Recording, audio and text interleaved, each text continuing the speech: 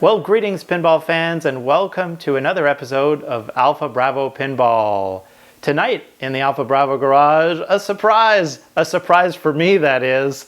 Look what I've got here. Those long-term viewers may remember that I used to actually own a Twilight Zone. I had a beautiful example of the game that was lovingly restored by a friend of mine that sold me the game. And then, like an idiot, I went ahead and sold the machine. And of all the games that I've sold over the years, it is without a doubt the one I regret the most. I've been looking around. It's not like I have space for another game, but I have been looking around, and upon the marketplace online came this game, and the price seemed too good to be true, but it turned out to be real, and so I picked it up. We're going to take a look tonight. If you're here looking for an episode similar to the one I just did for Whitewater, fear not, that is coming, but we have a little bit of work ahead of us to get there. This machine I got for a really good price, but was a game that was en route, which means, if you hear the term en route, that means that it was earning money. It was on coin play, probably in a pizza place or a bowling alley somewhere.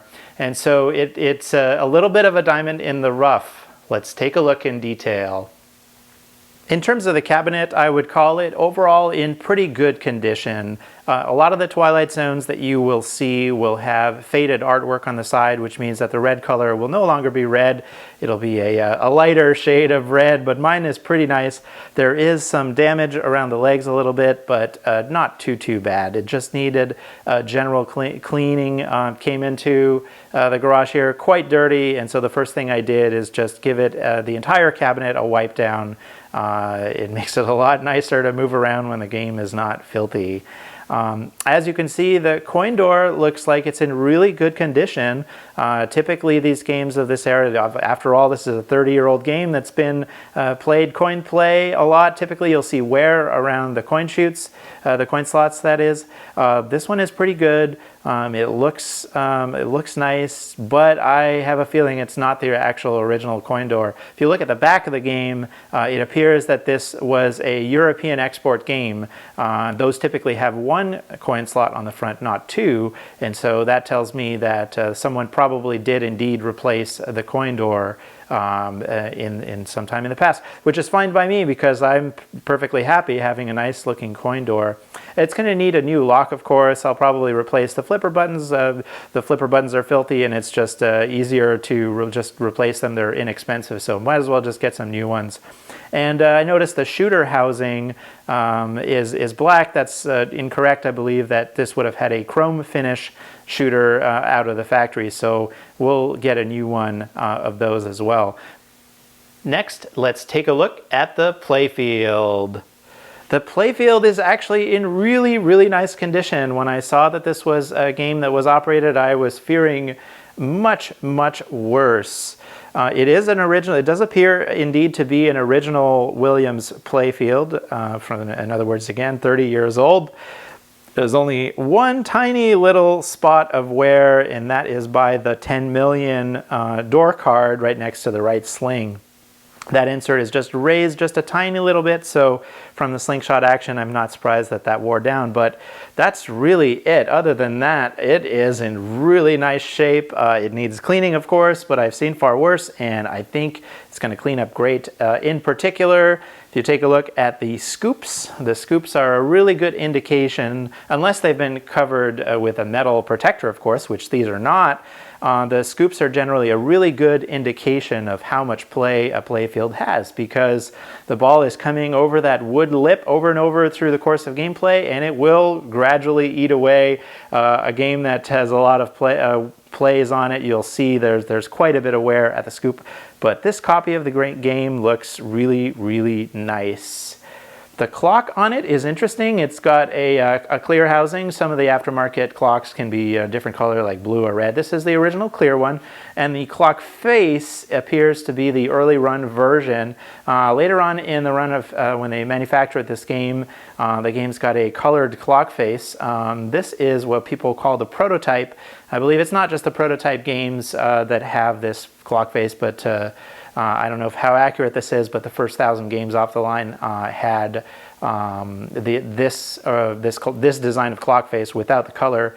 Given it is an export game that went to Europe, I believe those were made first because they take a long time on the boat to get over there. So it does stand to reason maybe that this is the original clock, but we'll take a look more in detail. I'm curious to see the board that is in there and if that needs replacement or not. Another classic piece that may need replacement is the scoop. The scoop, a lot of the times the welds break on that and it ends up needing to be replaced. So we'll take a look at that. Throughout the playfield, it's kind of amazing. There's bulbs missing, like the jackpot shot on the piano, like no bulb there. So whoever was playing this in the pizza place or whatever when it was on coin play, well, you had no indication of that, of the jackpot. But you know, other than that, the game actually looks like it's in pretty reasonable shape. I've seen far worse for routed games. There's also a switch arm missing on the mini playfield there, so we'll have to take care of that when we're shopping out the game. All right, now let's take a look behind the translite at the boards in the head of the cabinet.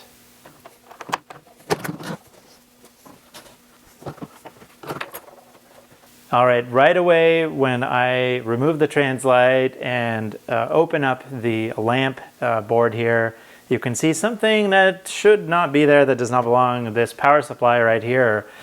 This is almost certainly, if you look at the wiring of it, it connects over here to the CPU board.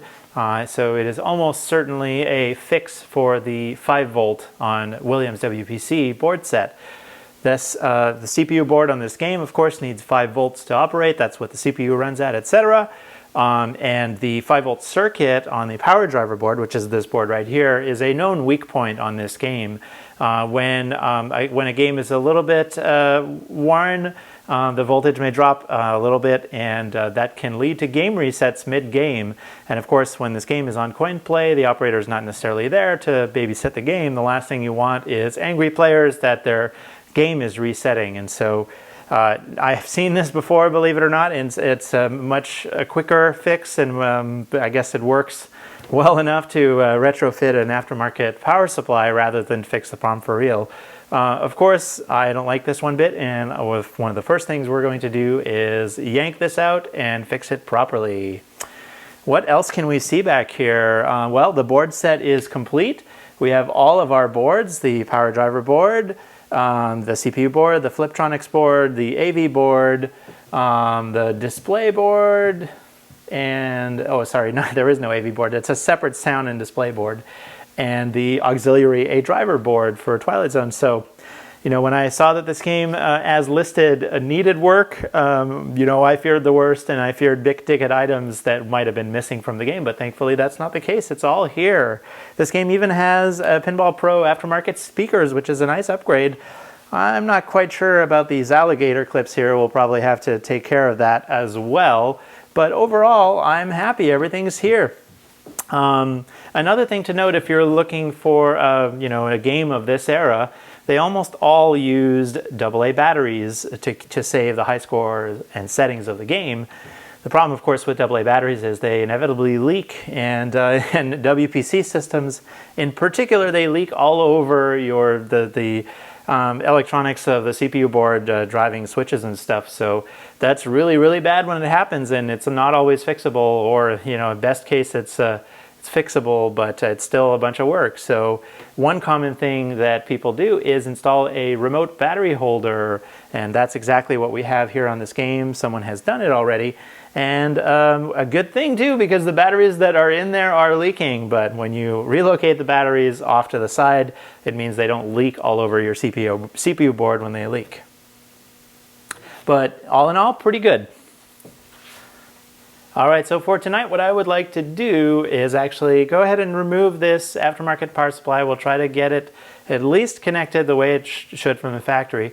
We'll see if the game powers up. I have a feeling it will, because the 5 volt circuit appears with this power supply only to be connected to the CPU board, which means the power driver board 5 volts would be powering all the other boards. And I did see the game in the powered on state just as I purchased it, so I have a feeling it will work. It'll almost certainly, we won't play the game, it will almost certainly lead to resets. But yeah, at least I want to see if the clock works, and we'll go from there.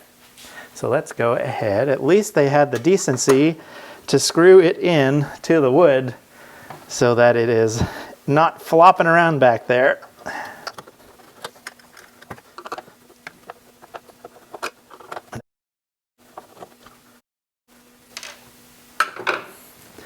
So you can see what they've done here. They've actually created their own wiring harness. Should now just be able to remove this guy, chuck that. And as you can see, this is the connector, the original factory connector that goes over to the CPU board. So.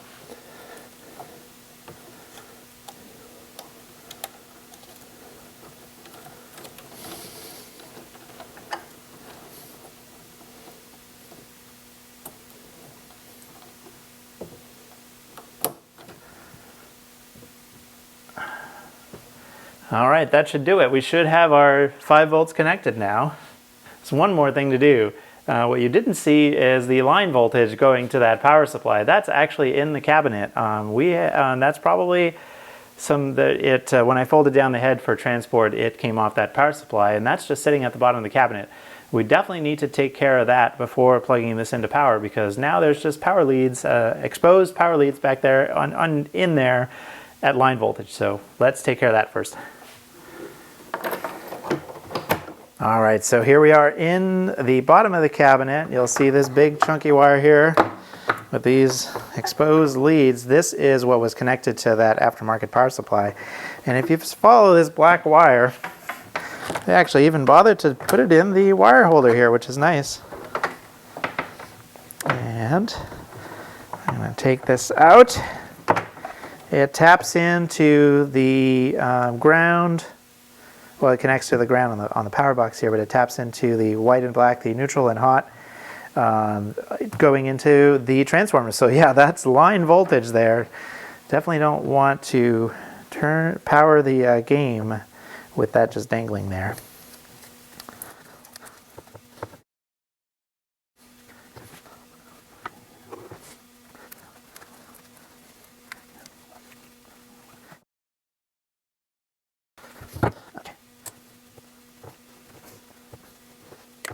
Okay. Okay. I think all we need to do now is take this ground lead out. Well, good on them for at least grounding it properly.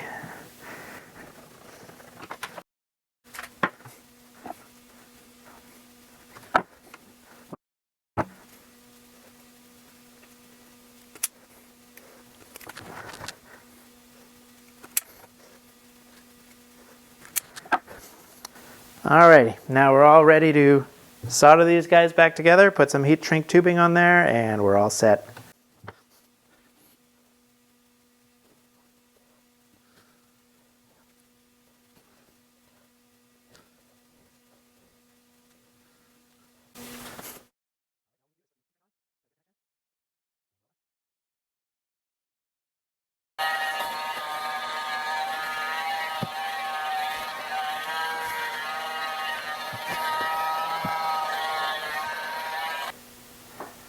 All right, with that, we are ready to power on the game for the first time, see what works, and hopefully it doesn't blow any smoke. We'll see what happens.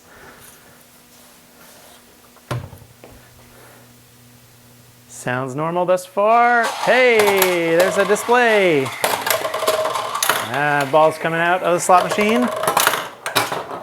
Nice.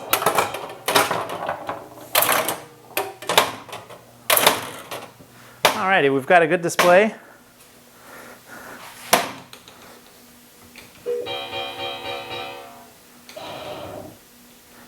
Oh, we've got some errors. But we're on software L-4, so we'll have to update that. Let's go see if the clock works.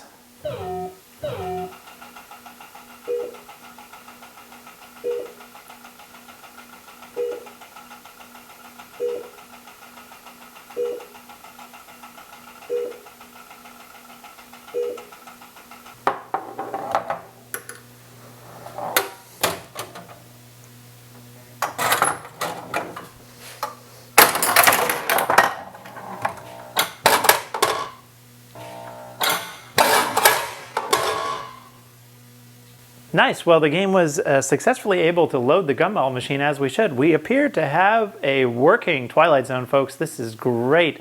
So much better than I was expecting. Again, the game was listed as needing a lot of work. This says, sure, it needs a proper shop job, which we will do. Stay tuned in the next episode. We're going to tear this game apart completely. We're going to completely tear down the top side, clean everything, put everything back together, get probably some new plastics, repair everything that needs repairing, obviously new rubbers, and we will get this game playing tip-top shape. Then the next episode after that, we can finally get to our game overview, where we will take a deep dive into the gameplay of Twilight Zone. A lot of work ahead, so that means probably also some more episodes of Alpha Bravo Pinball. Hope you can join me for those, and I'll see you next time, folks. Bye.